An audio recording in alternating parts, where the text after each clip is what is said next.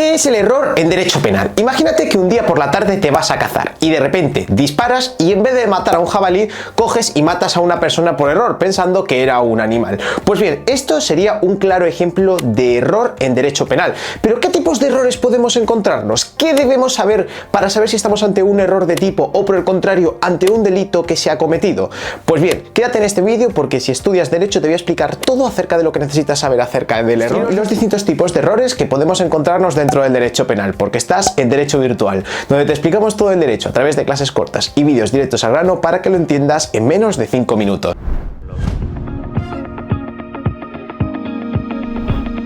Bien, para que puedas entender al detalle en qué consiste el error, vamos a poner dos ejemplos para que nos van a permitir visualizar cada una de las clases de error.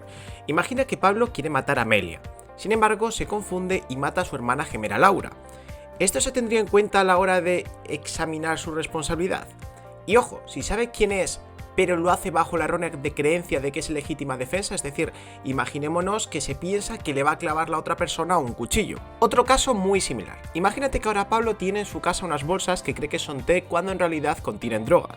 ¿Esto modificaría su responsabilidad penal o por el contrario, sería condenado a un delito de tráfico de droga? Pues bien, en estos supuestos va a poder o no influir el error, que según la RAE lo podemos definir como el concepto o equivocado o falso acerca de algo. Aplicando la regulación del Código Penal, nosotros podríamos definirlo como el desconocimiento, falta de representación o representación equivocada de alguno o de todos los hechos constitutivos del tipo realizado o de su significación antijurídica.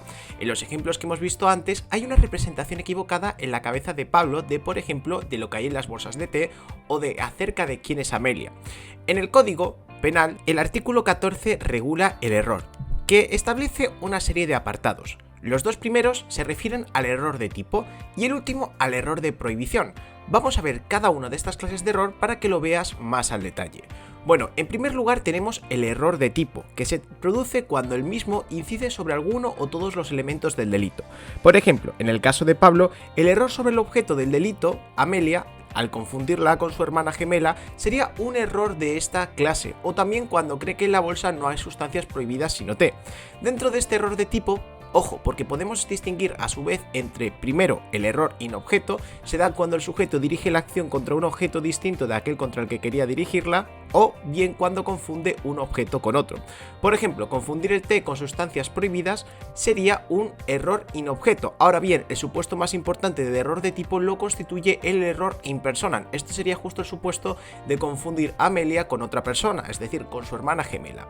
En segundo lugar tenemos la aberratio ictus o error en el golpe. Este se da cuando el sujeto dirige su acción contra el objeto que realmente quería, pero termina recayendo sobre un objeto distinto. Esto te voy a poner un ejemplo muy típico. Imagínate que no es que Pablo confundiera a Amelia y su gemela, sino que al disparar contra Amelia, la gemela se pone delante y termina matando a esta última. En este caso no se habría confundido de objeto, sino que se trataría de un error en el golpe. Ahora que sabéis el concepto de error de tipo, vayamos a lo importante.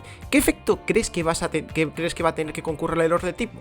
¿Implica que no vas a ir a la cárcel? Bueno, pues ojo, porque el artículo del 14 del Código Penal nos dice lo siguiente, y es que según el Código, los efectos del error sobre los hechos constitutivos de la infracción penal son distintos según el error sea invencible o vencible. Para saber si el error es vencible o invencible, el precepto dice que habrá que estar a las circunstancias del hecho y las personales del autor. Por ejemplo, en el caso de Pablo, habrá que estar al lugar donde se cometió el delito, la experiencia, cultura y formación de este, etc. La doctrina considera que el error vencible es aquel que hubiera podido evitarse con mayor cuidado, si se hubiera tenido un mayor cuidado, mientras que el invencible es el que nunca hubiera podido evitarse, ni aun aplicando la diligencia debida. Por ejemplo, si Pablo teniendo un poco más de cuidado pudiera haber sabido que la sustancia de las bolsas era droga, pues en este caso estaríamos frente a un error vencible. Hay que destacar que en el caso de que estemos ante un error vencible, el artículo 14 del Código Penal establece que el correspondiente delito se castigará como imprudente, si existe esta modalidad en el código para el delito que se trate. Si no, ojo, porque la conducta será atípica y no se castigará a la persona. Y en el caso segundo, si estamos frente a un error invencible, se exime de toda responsabilidad al sujeto. A todo esto es a lo que se refiere el apartado primero del artículo, pero ¿Y si en vez de sobre el objeto del delito el error es, por ejemplo, sobre una circunstancia agravante o atenuante?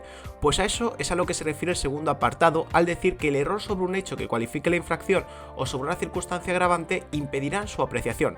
Por ejemplo, si Pablo creía que actuaba con el auxilio de terceras personas para matar a Amelia cuando en realidad no era así, no se aplicaría esta agravante del artículo 22 del Código Penal.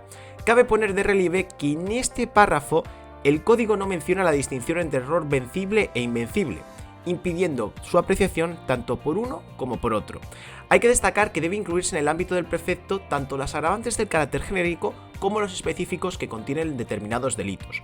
Por lo tanto, si el error recae sobre una circunstancia agravante, no se apreciará tal agravante. Pero ojo, porque si el error recae sobre un elemento cualificativo específico de una determinada figura del delito, no podrá entrar en juego para tipificar la conducta del sujeto y deberá aplicarse el tipo básico. Por ejemplo, si hay un error en que medie precio o recompensa por la muerte de Amelia, no podrá aplicarse el delito de asesinato, sino que tendrá que aplicarse el delito de homicidio.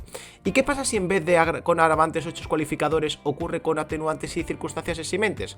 Pues ojo, porque se seguirán aplicando a Pablo. Aunque, ojo, porque sí que es cierto que con las causas de justificación, en algunas el error puede aplicarse por medio de un error de prohibición, como veremos a continuación, pero como regla general no les afecta. Por otro lado, junto con el error de tipo, tenemos el error de prohibición, que supone el desconocimiento no de uno de los elementos del delito, sino del hecho de estar prohibido su realización.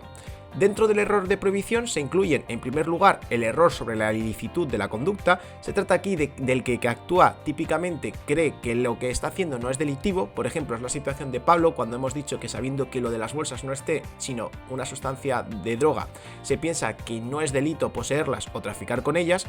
Y segundo, tenemos el error sobre la concurrencia de una causa de justificación. En este caso, el autor sabe que actúa delictivamente, pero cree estar legitimado para hacerlo, ya sea porque cree que concurre lo necesario para estar ante una causa de justificación, imaginémonos que piensa que está actuando en legítima defensa, o bien porque en su cabeza existe una causa de justificación no recogida en la ley. Sería el caso de que dijimos al principio de que Pablo considerará que es legítima defensa para matar a Amelia cuando no es así. ¿Pero qué efecto va a tener que concurra un error de prohibición? Bueno, pues dependiendo de que sea vencible o invencible, para cuya diferenciación me remita a lo que te comenté anteriormente, va a suponer o bien que se le va a eximir de responsabilidad penal a Pablo, o bien que se le va a reducir la pena en 1 o incluso 2 grados. Y bueno, con esto terminamos todo acerca del error en el derecho penal. En resumidas cuentas, el error supone una representación equivocada o una falta de representación acerca de alguno de los tipos del delito que vamos a cometer.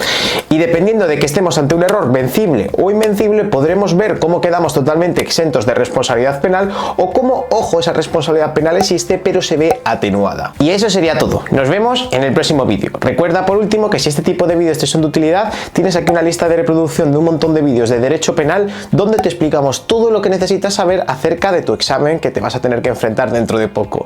Y eso sería todo. Nos vemos próximamente. Un saludo.